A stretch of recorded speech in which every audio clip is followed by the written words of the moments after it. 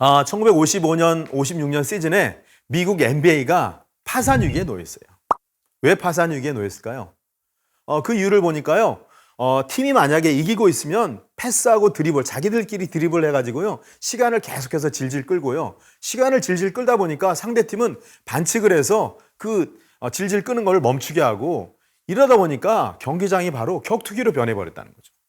그러다 보니까 관중들이 외면을 하고 그러다 보니까 인기 없는 스포츠로서 전락을 하고 말았다는 겁니다.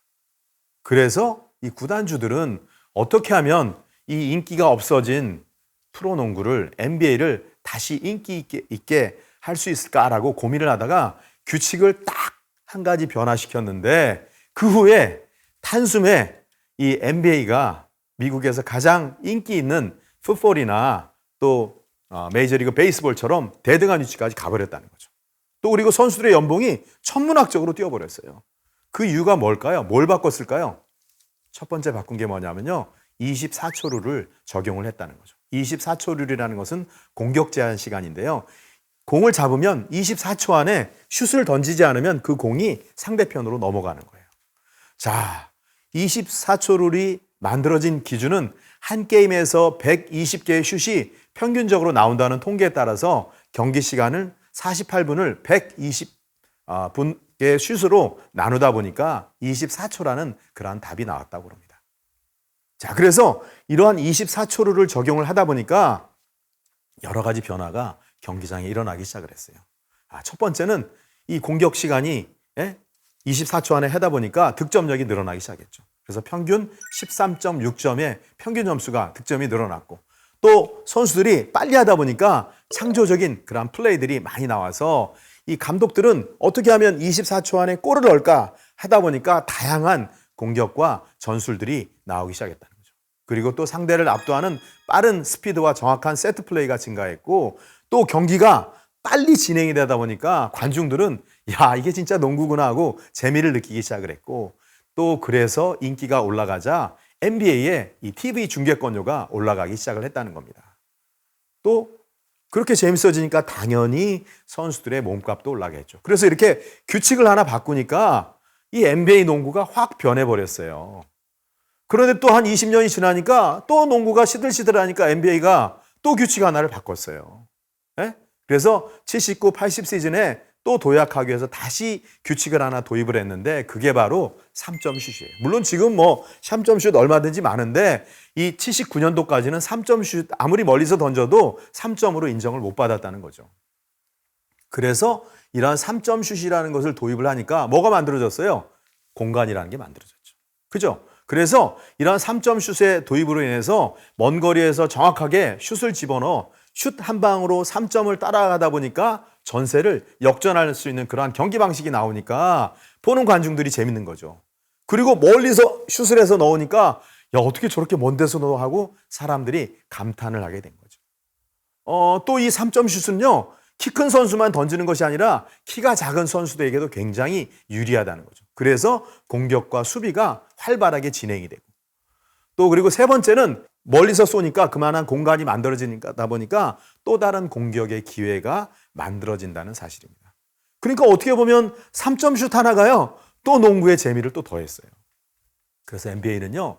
이렇게 이 인기가 떨어질 때쯤 하면 새로운 규칙 하나하나를 도입을 했는데 그런데 92년도에 NBA가 또 규칙을 하나 변화를 도입을 했어요. 그게 뭘까요? 그게 바로요.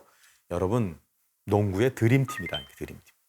1992년 바르셀로나 올림픽에 미국의 NBA 농구팀이 드림팀이라는 이름으로 처음 출전을 했어요. 말 그대로 NBA에서 가장 유명한 선수들만으로 선수를 구성한 거죠. 여러분 잘 아시는 마이클 조단이라든가 매직 존슨이라든가 찰스 바클리, 스카리 피핀 이런 아주 유명한 선수들이 미국을 대표해서 나가니까 이 바르셀로나 올림픽은요. 말 그대로 모든 사람들의 그 관심이 이 드림팀에 오게 됐어요. 그래서 이 NBA는 그 짧은 순간에 올림픽을 통해서 세계 올림픽에 참가하는 200여 개 국가에다가 NBA가 어떤 브랜드인지를 알릴 수 있는 계기를 만들었다는 거죠.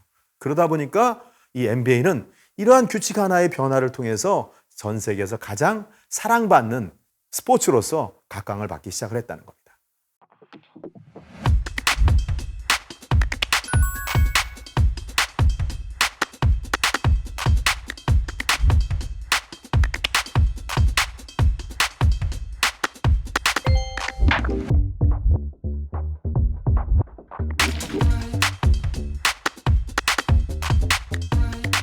규칙 하나하나의 변화가 참 놀랍지 않습니까? 자, 또 그 중에 하나가요. 이 포뮬러 1이라는 건데 혹시 여러분 포뮬러 1이 뭔지 아세요? 우리로 말하면 자동차 경주인데 우린 이런 자동차를 자동차라고 하지 않고 머신이라고 합니다.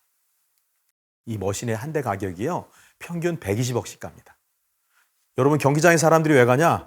첫 번째 가는 이유가요. 차가 뒤집어지는 거 보러 간대요. 차가 뒤집어지니까 120억짜리가 뒤집어지니까 얼마나 신이 납니까?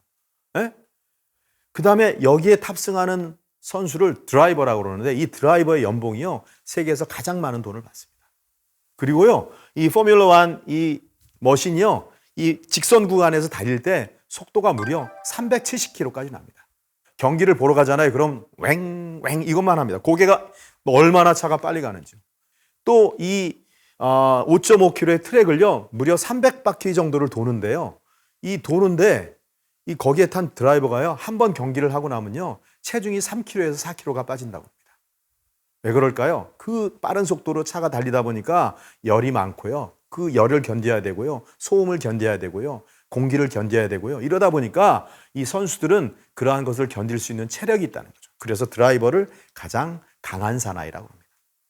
또 이 포뮬러 1에서 만들어진 자동차 기술은요. 일반 자동차 기술로 전이가 돼서 새로운 제품들을 만들어내는 그런 계기를 준다고 합니다. 자, 그래서 이 포뮬러 1 대회는요. 한두 번의 이벤트로 끝나지 않는데요. 레이스 평균 3억 5천만 명이 시청을 하고 전 세계 128개 국가에 중계가 되는데 이 녹화까지 해서 중계가 되는 걸 하면 200개 이상의 국가에서 시청을 한다고 합니다. 또 중요한 것은 이 시청자의 75% 이상이 24세 이상이라는 겁니다. 젊은 층이 많다는 거죠. 그러니까 이게 뭘로 연결이 된다는 거예요? 자동차 구매, 브랜드로 연결이 된다는 사실입니다.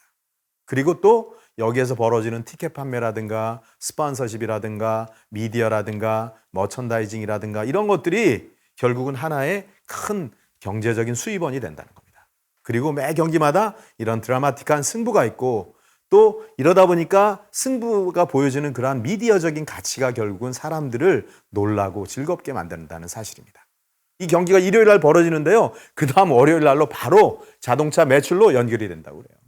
보통 우리가 경기를 좀 보면 메이저리그 같은 경우는 한 경기에 수입이 한 20억 정도 들어오고요. 프리미어리그는 한 80억 정도. 그리고 미식축구 같은 경우는 한 경기에 200억 정도 들어오는데 그러면 포뮬러 1 경기는 한 경기에 얼마의 수입이 들어올까요? 약 2천억 원 정도의 수입이 들어옵니다. 그래서 사람들이 얘기합니다. 이 F1의 트랙은 뭐로 깔아져 있다? 황금으로 깔아져 있다. 이 정도의 경제적인 부를 엄청나게 창출하는 것이 바로 이 포뮬러 1인데 그래서 팀의 예산이나 스폰서의 금액이 커지는 것만큼 자동차의 스피드가 빨라진다고 그래요. 그러니까 그만큼 많이 투자하는 회사가 좋은 성적이 난다는 얘기죠. 여기에다가 자동차 회사들이 엄청난 돈을 투자를 한다는 겁니다. 왜? 빠른 것이 경쟁력이고 경쟁력이 곧 뭘로? 매출로 연결되기 때문에. 자, 그래서 이 포뮬러 1에는 엄청난 규모의 스폰서들이 붙습니다. 스폰서가 붙는 위치마다 금액이 다 달라진다라고 얘기를 할 수가 있는데 그런데 매출이 급감하기 시작했어요. 왜? 맨날 보는 거 보니까. 그래서 이 FIA, 포뮬러 1 국제연맹에서 아이디어를 냈어요. 어떻게 하면은 매출을 좀 더 올릴 수 있을까? 어떻게 하면 사람들이 더 경기장에 찾아올 수 있게 할까? 그런 고민을 하다가 그들이 또 규칙을 한 가지 변화시켰어요. 뭘 변화시켰을까요? 뭘 변화시켰냐면요. 빨리 닳아지는 타이어를 갈아 끼도록 했어요. 보통 우리가 타이어 하면 오랫동안 가야 되는데 이 포뮬러 1에 착용하는 그러한 타이어는 빨리 닳아지는 타이어를 끼도록 룰을 변경을 했다는 거죠. 재밌지 않아요? 왜 이렇게 했을까요? 말 그대로 한 2시간 이상을 달리다 보니까 타이어가 닳아지고 연료를 주입해야 되는 그 공간을 피트스탑이라고 합니다. 사람들이 함께 모여가지고 타이어도 갈고 또 뭐예요? 연료도 주입하고 이렇게 한다는 거죠. 그래서 이 피트스탑은 1초 안에 승부가 갈릴 수 있기 때문에 또 이 시간이 레이스에 포함이 되기 때문에 어떻게 하면 이 속도를 짧게 줄일까 이거에 대해서 초점을 맞춘다는 거죠. 그래서 어느 감독은 이 기름을 많이 넣어서 오래 돌리는 감독이 있고 어느 감독은 기름을 적게 넣어서 가볍게 해서 빨리 돌리는 감독이 있고 이 감독의 전술이 이렇게 다르다는 겁니다.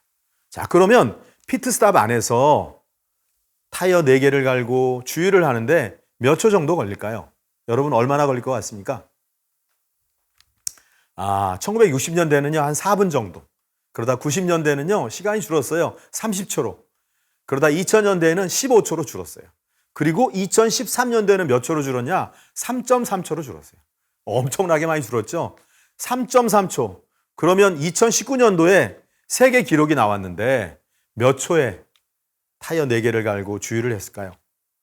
자, 몇 초냐면요. 무려 1.82초. 믿겨지세요? 제가 여러분 못 믿을 것 같아서요. 영상을 하나 준비를 했어요. 자, 한번 볼까요? 자, 시간이 나오죠? 보세요. 1.82초에 4개가 다. 어마무시하지 않습니까? 자, 재미난 건요. 이러한 빨리 닳아지는 타이어를 갈아끼도록 하니까 이 피트스탑에 멈추는 그러한 기회가 많아지고 이것이 하나의 볼거리가 됐다는 거죠. 그러니까 어떻게 보면 우리가 말하는 이러한 포뮬러 1은 단순한 자동차 경주가 아니라 팀워크의 경쟁이라는 겁니다. 그래서 팀원들의 절묘한 팀워크 없이는 좋은 성적을 기대할 수가 없다는 사실이죠.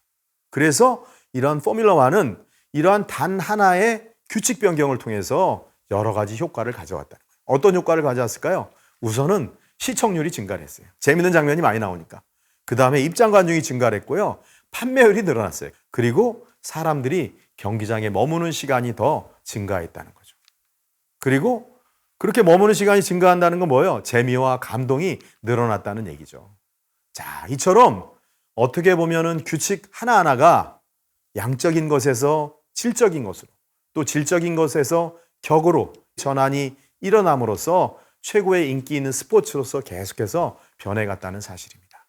규칙의 변화라는 것은 이러한 양적인 변화, 질적인 변화가 아니라 격의 변화라는 사실입니다. 그래서 여러분이 한번 나 자신이 우리 조직이나 품격을 높이기 위해서 바꿔야 될 한 가지 규칙이 무엇이 있는지 한번 생각해 보시기 바랍니다. 농구에서 그런 24초 룰이라든가 3점 슛이라든가 또 NBA의 올림픽 출전이라든가 이런 것이 NBA를 세계적인 인기 스포츠로 만들었고 또 포뮬러 1의 그러한 한 가지 규칙이 경기장에 관중들이 머무는 시간을 올렸던 것처럼 우리의 삶에 우리가 변화시킬 한 가지 규칙이 무엇인지 한번 여러분이 고민하시고 그러한 것을 찾아서 적용을 해본다면 여러분의 삶이 또 여러분의 행동이 더욱더 즐겁고 행복해질 수 있을 거라고 저는 생각을 합니다.